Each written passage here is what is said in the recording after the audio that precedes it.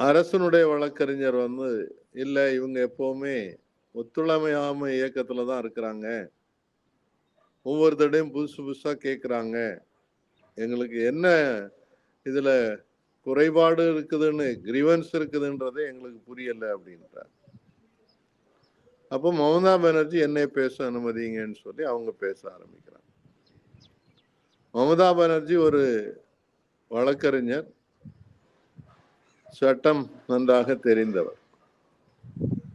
அப்போ முதல்ல வந்து உச்ச நீதிமன்ற நீதிபதிகளுக்கு நன்றி சொல்லிட்டு ஒரு அழகான சென்டென்ஸ் பயன்படுத்துறாங்க. நீதி தேவதையே கதவுக்கு பின்னால் நின்று அழுது கொண்டிருக்கும் போது நீதி கிடைக்கும் என்ற நம்பிக்கை போய்கொண்டிருக்கிறது. நாங்களும் 6 தடவை எலெக்ஷன் கமிஷனுக்கு கடிதம் எழுதிட்டோம்.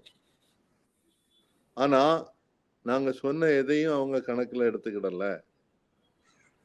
8300 பேரை மாநிலத்துக்கு வெளியில இருந்து கொண்டு வந்து இதுல வந்து சிறப்பு அப்சர்வர் அப்படின்னு சொல்லி போட்டிருக்கிறாங்க. அதுக்கு சட்டத்திலேயே இடம் கிடையாது. அவங்க வந்து பெயர்களை நீக்கிறதுலேயே குறியாக இருக்கிறார்கள்.